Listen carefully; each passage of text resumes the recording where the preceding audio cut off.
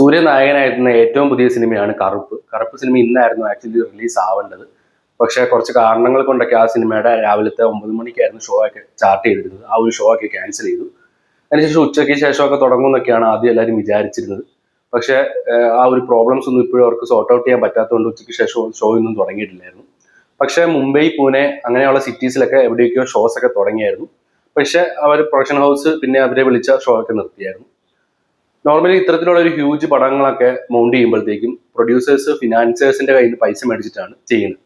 So usually എന്താണെന്ന് വെച്ച് കഴിഞ്ഞാൽ ഈ ഒരു സിനിമയുടെയൊക്കെ റിലീസിന് മുന്നേ ആയിട്ട് ഈ ഒരു പൈസ അവർ തിരിച്ചു കൊടുക്കണം.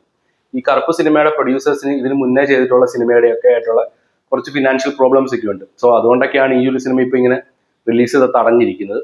സോ ഹോപ്പ്ഫുള്ളി നാളെ രാവിലെ 9 മണി തൊട്ട് സിനിമ തിയേറ്ററിലേക്ക് എത്തും എന്നാണ് വിചാരിക്കുന്നത്. സോ RJ ബാലാജി ഇത് പറഞ്ഞുകൊണ്ട് ചെറിയൊരു വീഡിയോ ഇട്ടിരുന്നു. പുള്ളി കരഞ്ഞുകൊണ്ടൊക്കെയാണ് ആ വീഡിയോ ഇട്ടത്. അപ്പോൾ അത് കണ്ടപ്പോൾ ചെറിയൊരു സങ്കടമായിപ്പോയി. കാരണം എനിക്ക് പേഴ്സണലി ഇഷ്ടമുള്ള ഒരു ആർട്ടിസ്റ്റാണ് RJ ബാലാജി.